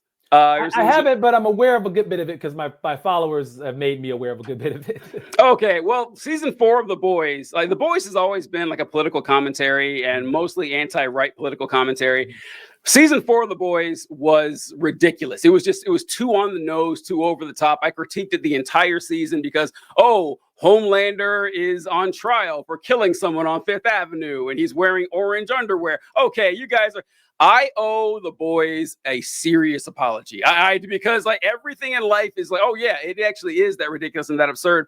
But that's just the thing is like, I'm very upset that the Democrats don't seem to be taking this as seriously as they should, or at least as seriously as they say. Because remember in the wind up to the election, they kept saying how Trump is a fascist, Trump is a Nazi, he's the end of democracy. And that's their response. Like Elon Musk is going into departments and they're writing strongly worded letters to the managers. Like, no, you guys, like if you do an action, like you try to barricade them or they try to barricade you, fight through the barricade, go through and if they arrest you, fine. You're in Congress. You'll be out of jail in an hour and people will look up to you for trying to do something. Because right now they're not having the actions. And if it would be fine if they didn't have the actions, if they at least had the words, they don't even have the words. And I don't know what to say. Like, I don't know what to do about that. What's so crazy is just like, you look at those two clips, and I mean, the first one seems like an SNL skit. Like that doesn't even seem real. That feels like something that's not even like that didn't like. I'm surprised that even happened in real life. The second one is, I think, a little bit more consistent with what most Democrats look and sound like. Yes, just a bunch of bored bureaucrats just standing there acting like, this is just like business as usual. Hey, we're gonna create an act and we're gonna try to stop it and blah blah blah blah. That's the same sort of kind of blasé attitude they've had for the last, I think, 10, 20 years that has made it where they're so unpopular among bases that they should be popular with. And then when you look at like the video of Elon Musk in the White House with his kid next to Trump, everything about it was so cringe. Everything about it was so like not to quite us, as though. To us, right? Well, to us. But yeah, not nearly as cringe as what I just saw on the screen. But you're right. But still very cringe. Like this guy, like you said, this guy's lame. This guy has no personality. He's saying like, me take over the government? I can't believe that. And it's like, this is so crazy. Like none of these people have any swag. Like Trump has a little bit of swag. Like Trump, yeah, he does. Trump can finesse his way through any conversation. Most of it is gibberish. But when Trump wants to, and this is slowing down for him, I've noticed this in the last few years. But when Trump wants to, he can flip something on his head. He can say something just absurdly funny or just ridiculous or insulting that just changes the whole nature of the conversation. There's really not much you can do about it. But Elon Musk does not have that ability. He simply doesn't. JD Vance doesn't have that ability. I don't think anybody really else in his circle has that ability the way Trump has it. And that's kind of maybe the reason why Trump is the one in charge. But it doesn't seem like any Democrat has that ability at all. The only one I can say that might work, and still a lot of work is needed, but I've been noticing an uptick in AOC, her TikToks, her Instagram videos. I remember that they asked AOC, like, are you going to go to the inauguration? And she was just like, well, you know what? I don't really make it a habit of going to the inauguration of rapists. And like the way she said it was just so poignant. And you really didn't expect her to say that. And it's like, oh shit. Like, okay, that's the energy you need. Like let's go down that road, because she's the only one that I feel like can give it to them as much as they're giving it back. And I don't think she's quite there, but I do think she's at least the only person I can see from a social media standpoint that's even trying to sound like an actual person and to sound these alarms the way they needed to be sounded off, and not just acting like it's business as usual. Because most of the Democrats are either acting like it's business as usual, or as you saw with Schumer, they're trying their hardest to sound like, powerful leaders, and they don't even come close. And a lot of it just has to do with a replacement of leadership. Like the Democrats really need a bottom up, like complete replacement. They need young people. I'm trying to find out, like, where was all this 2020 energy when everybody was out in the streets protesting? Where are all those people at? Like, why aren't they running for offices? Why aren't they running for local, state, and federal positions? Because I don't quite agree with every single aspect of those protests, but I certainly agree with the energy of it. And we need that sort of energy in today's time if we want to defeat Trump, because Trump is not going to get defeated by "we will win" and a guy with a cane. I mean, that was just like, I literally, it didn't feel like a real thing. No, that's not going to work. It's Simpsons-esque. It is like something the Simpsons would have right there. That's what it reminds me of. Something from the Simpsons. Yeah. That guy actually, his name is Al Green. Like, yes, Texas. He's from Texas. Yes, I know. Oh, you know him. So did you? Familiar. Okay. Al Green. All right. So Cory probably knows this, but he has filed impeachment articles against Donald Trump, which Cory, I think, and we talked about last time here, is fucking useless. I saw this. I said, wow, are you kidding me? Trump's third impeachment because people gave a fuck about the first two, right? And it's like, it's indicative or demonstrative of how weak and ineffective and like, in the past, a lot of Democrats' brains are. It's like, oh, this will topple him. This will take care of Donald Trump. And what I wanted to pull out here, you mentioned something I say all the time. I say this and I get so much shit for it every time, but I say it anyway because it's true. And I say that what folks need to realize about Donald Trump is that he's funny. It's like humor is incredibly disarming. Humor is your gateway to 1,000 different conversations. And whenever I bring up the fact that Trump is funny, I get all this pushback of people saying, oh, so you think sexual assault and racism and bigotry is funny? No, that's not what I said. That is not what I said. I was like, Trump, like on an objective reading of the guy, he has great comedic chops, amazing timing, He reads a room like nobody's business. And what I say is, I've never talked to someone who was funny who didn't think Trump was funny. Like, if you're out there telling me you don't think Trump is funny, well, you're probably boring as fuck. Okay, you couldn't tell a joke to save your mother's life. I'm funny. I know what I'm talking about. Okay, so I got to take my word for it. And I get that. I'm not saying I like Trump, but I'm saying that he's funny. And a great example of this. Hold on. Great example of this was his assassination attempt, which funny in and of itself, but not through Trump's fault. But the assassination attempt in Butler, Pennsylvania. Trump was on stage, and the assassination attempt happened. They rushed him off stage. Trump went back to Butler, Pennsylvania a couple months later. He went back and he went on the same stage and the same location. And when he got up to begin his speech, you know what he said? He said, as I was saying, and then started talking, that is fucking comedy gold. Okay, I don't care if you like Trump or not. That is an amazing joke, and it's like, and it puts the crowd at ease, and it's like, oh yeah, that's right, I was here a little while ago, as I was saying. Very funny. And if you don't think that's funny, all right, go to hell. Well, once again, you don't know anything about humor. Oh, go ahead, Cory. Well, I've been telling people this for years. I could not be a bigger critic of Trump and his policies and the things that he's doing to this country. And I'm very serious a lot of times when I talk about it. But I've been telling people for years, I say this on my lives, I do videos where I imitate him. The dude is funny as hell. He is an extremely funny and entertaining. He comes from the entertainment industry. Yes. Like, he is an entertaining individual. I wish he would have stayed in the entertainment industry. Right, yeah. I mean, he's an extremely funny and entertaining individual. The funny thing about the Butler, the Pennsylvania joke is that it's actually a copy of a Reagan joke. It's honestly the Reagan, a lot better. Yeah. But like when Reagan was, I think he was in Germany and a balloon popped, sounded like a gunshot, and he was just like, miss me. Mm-hmm. And like the whole crowd was like, oh my God, that's just, and it's not even like, it's not like Eddie Murphy, Dave Chappelle funny, but it's funny enough to where you can like look at that and be like, okay, well that's not, Hakeem Jeffries couldn't do that. No. Schumer couldn't do that, right? Like these people on the Democrat side couldn't save a joke. Now Obama had a very interesting approach to comedy that was a little too intellectual. Like whenever Obama would make a joke, it was always kind of like, I get what you did there, but it always had like this weird, like one of the, when he first ran for president, he never really made race a big issue. Right. And I remember because I paid very close attention to that election. I was in high school, and I remember there was one time he tried to do a joke. He was like, they're going to tell you this guy's different.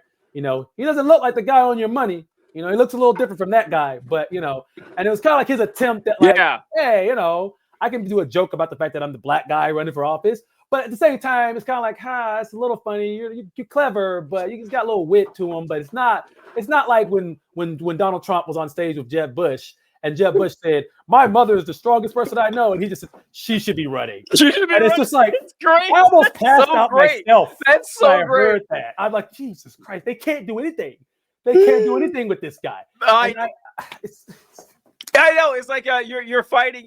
Like most people can't fight in that weight class. They can't do it, and so they had no chance against Trump. There was a time when he was talking about Bloomberg. I don't even know if it was true, but he kept saying, so Bloomberg's a really small guy, and Trump said, I was talking to Bloomberg. He wants to come on stage for the debate. He wants a box to stand on. He wants to stand on a box. He just kept going on with this box. It was hilarious. Now, the Reagan thing, I have long suspected that was set up. I have no proof at all, because I was like, because what made the Reagan joke so good is how impressively quick that was. Because like it's like you're right, on his face it's like a B+ joke, but coming up with it on the spot is impressive. And so I was like, it's a little too impressive. I don't want to get conspiratorial, but because like that's something I would do. That is exactly something I would do. Like a lot of times, like when I'm making a speech, I'm telling a joke, I'll purposely slow down my speech and add a couple uhs in there, like I'm thinking of the punchline when I already know what it's going to be, because it's more impressive. They think you thought of it on the spot. And so I was like, okay, as someone who does this type of thing, I can see that happening. But that does make something with Obama pretty impressive. I remember during a State of the Union speech, he said that it was like 2015 or something.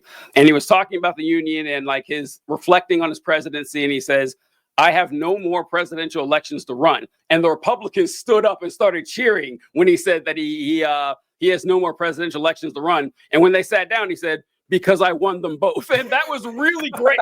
And which he couldn't have planned that, right? He couldn't have.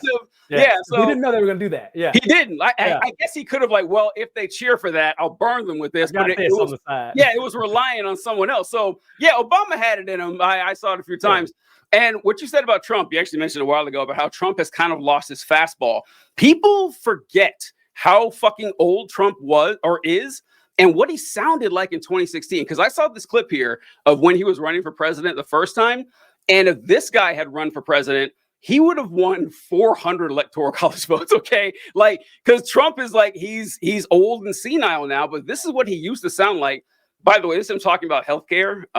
Here we go. Just listen. His policy position, which like makes sense, which is a good one that he obviously wasn't going to do, or how alive he sounded. Because like you forget like what he sounded like 10 years ago, because like that's like 30-40% faster and more coherent than he is today. Oh yeah, now like, honestly, I'm glad you showed me that, because I forgot about that Trump. Like that Trump back in the day. Oh my God, that's like Celebrity Apprentice of Trump. Yes, like, I mean that's super fast, really quick, and if you notice, like every question Scott Pelley's saying, he's got an answer for it in 2 seconds. He's not thinking about it. He's just like flip, and his answers. I mean, granted, universal healthcare would be great. He doesn't really have a plan. He doesn't know. He's saying something, right? Because Scott Pelley says, "Who's going to pay for it?" He's like, "The government's going to pay for it, bro." Like you're not even listening. Like he's like, I'm going to pay for it. Right? What are you talking about? And it's like, but see, he's just bullshitting. He's just pulling something out of his ass. But he's doing it so like quickly and in such a clever manner that if you don't understand anything about policy and you don't know what's going on at that time and you watch that, you're like, that guy, I'm going to vote for that guy. Because Hillary would have sat there and said 3 times and had a very slow approach, and her approach would have been a little bit more reasonable. Like she probably would have said things that were more rational in an actual possible realm, but it would not have sounded as quick and as punchy as that. And it's crazy to see that, because that is not how Trump sounds today at all. He's much slower.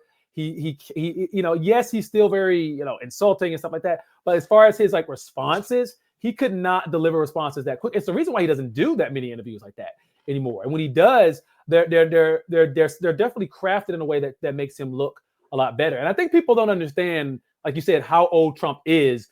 He is by far the oldest person to ever win an election now. And even older than Biden was when Biden won in 2020. And this is going to be like Reagan's second term. You're going to see Trump slow down even more and even more. And I'm just trying to see it in my head. Like once he hits 80, like it's how slow is he going to get? And is it going to be just like with Biden, or maybe even worse? Because even Biden, Biden was weird because there were days where they clearly injected something into Biden, because he kind of like, there were days where he was like, he could talk fast and he had some strength in his voice. And then there were other days where it was like, you don't know if he knows what planet he's on. So I think Biden was really going through that good days, bad days type scenario. Whereas Trump seems to be kind of doing a gradual climb, to where it's like, he's not having these good or bad days. He's just gradually getting slower and slower and slower. And I don't know where that leads to, well, I do, but I don't know how much of that we see before 2028 or 9, Yeah. It doesn't speak well for his opposition that, this worst version of Trump is still kicking their ass and everything. And a couple last things real quick here is that you mentioned something that I've been talking about for a while. I saw this interview on the Majority Report with Sam Cedar and Emma Vigeland, and I wish I could remember the name of the guest, but the guest pointed out, and like, the best observations are one that but you haven't really put to words. And he said that the difference between like your modern day Republican politician and Democrat politician is that Republican politicians, like, conservatism means something to them. It either A, they believe that this conservative, vision of America, to return it to this 1840s agrarian society where women are both culturally and legally subservient to men, and it's a white Christian society, like that, they want it. They actually believe this is the best thing for humanity, or they don't care if it's actually good for humanity, but it's definitely good for them. And so it's one of the two, and they fight for it. They act like it. But Democrat politicians seem to get into politics because it's a cool gig. Hey, look at this. It's a job where I get to hang out in Congress and stuff. I get to wear a suit every day. I get to make speeches, and I can play a big, important person, and people will donate money to me. And it's like one sees it as a passion and the other sees it as a job.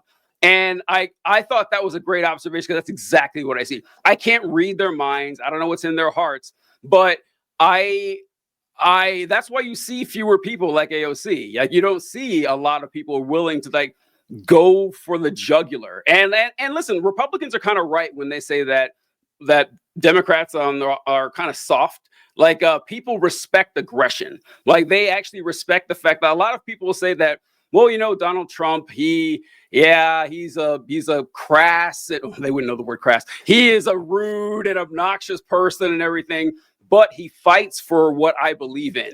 And people respect that. They love it. Like if you like I mentioned on the show that if you ever have a dirty player on your home team, you love that guy. Oh yeah, that guy gets in and throws elbows and breaks rules here and there, but it's in my benefit. And that's why people like Trump a lot.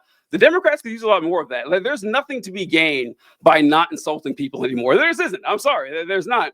And that's where I wanted to ask you for the last thing about what the public actually wants. And we alluded to this earlier, talking about how the people aren't really getting a whole lot out of this, like for themselves. And, you know, Trump is, you know, cutting aid to red states and they're happy about it, even though their lives are going to get worse, which is kind of like a consistent theme with red states. It seems it doesn't really matter how bad things get. They still support that.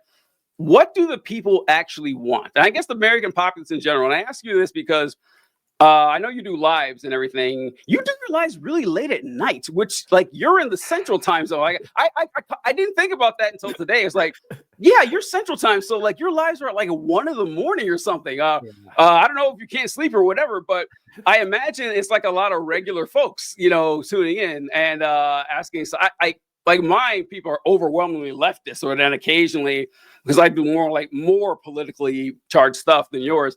But I imagine you get more regular folks chiming in. Like, what are they saying from what you've seen? Oh, that's a really interesting question. I do lives really late because I'm just so busy during the day. I have a kid and he just like won't go to sleep until like 9 o'clock. And so like, I can't get to it till later in the day, but I would love to start doing them a little bit earlier. But that's a great question. And before I quit answer it, I just want to say about the people love the dirty player on their team.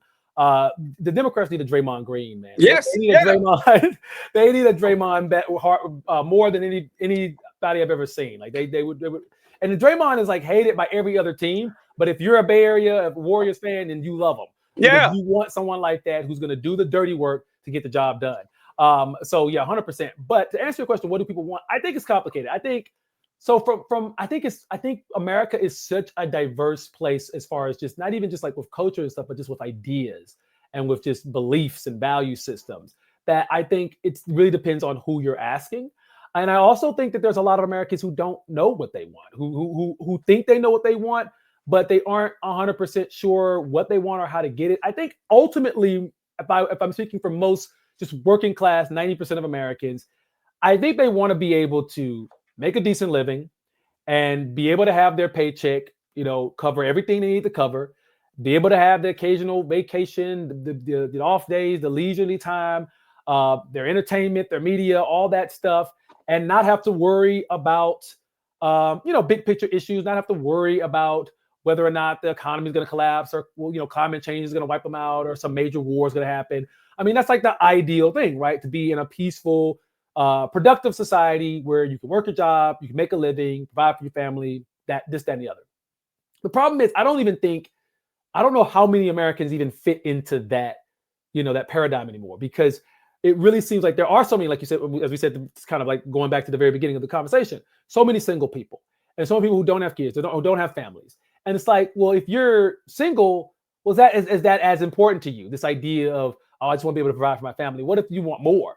And what if you want something that conflicts with what other people want? And it seems like on the conservative side of things, a lot of them have been just brainwashed to think that all they really need out of life is to see the other side suffer. Yeah. And we've talked about this. Like, it seems like they're cheering for, they banned trans athletes from college sports, and they're taking all this funding away from education and all these different things, and they're going to cancel food stamps and all this kind of stuff. But it's like, yeah, but that doesn't improve your life in any way. All that does is make someone else suffer. And it's someone that you don't even know, but someone that you think you're at odds with because social media, the internet, or whatever has convinced you that you're at odds with these people. Yep. Most of these people, you don't even have any contact with them whatsoever. And so I think on the right, there just has to be, I don't know how you get here, a deprogramming of when are you going to see how much you're losing just so somebody else can lose? Right? Like that doesn't make any sense. I mean, farmers, for instance, there's this new TikToker that I'm following who's a farmer who's talking about like all the farm aid that's about to get cut. And it's like, this is going to literally adversely affect the people who voted for Trump the most, or at least people who are among the groups that voted for him the most. So it's like, when are we going to get to a point where you see that that's just not a thing anymore? Like you shouldn't really destroy your own, things that benefit you, your own benefits, just to see somebody else suffer. As for the left, I think with the left, a lot of the things that they want are, just meaningful. Like, they just want to see everybody be treated equally. They want fairness in society. They want to see the economy become fairer.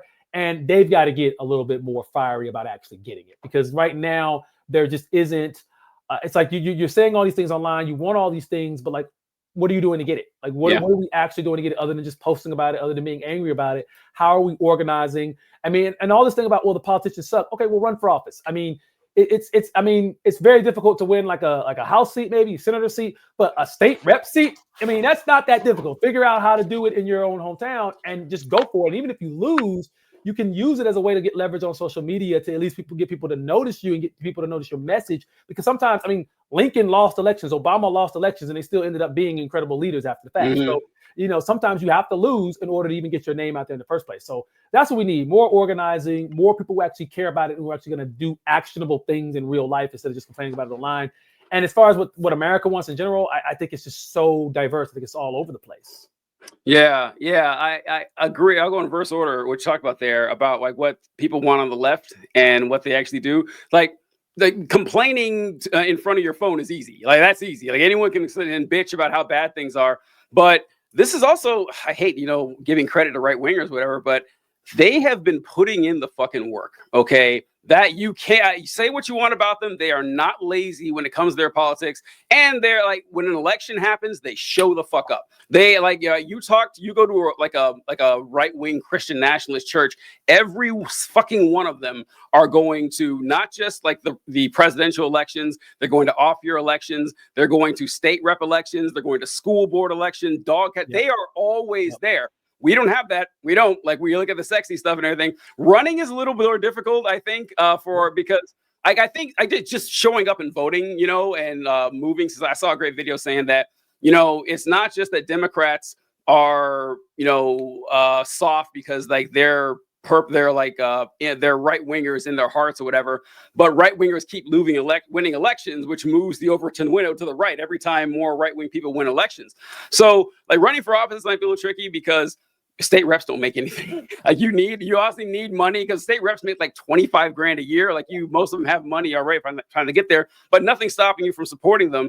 And Trump and the Republicans, you mentioned this, how they hurting the left is more important than helping the right. That's another thing we can learn from Trump or Republicans is that you need to give people an enemy. You do. Like they've made it very clear that their enemy list is 100 miles long, but ours is like focus on the billionaires, the 1%, the people who are actually hurting us. Don't be like the new chairman of the Democrat National Committee saying they're good billionaires and shit like that.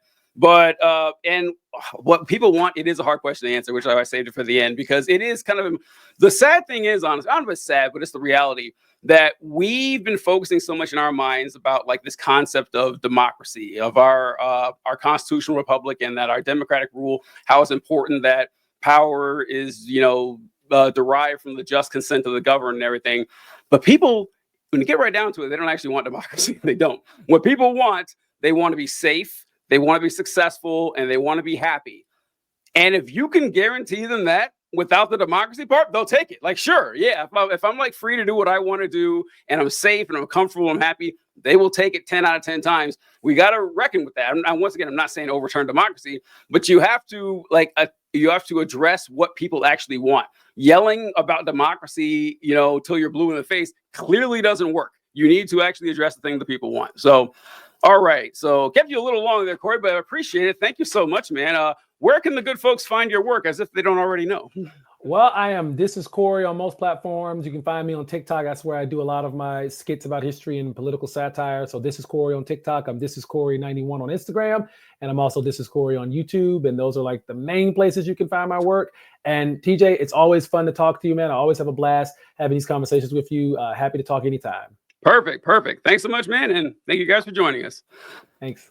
Oh, all right. That was good. Good game.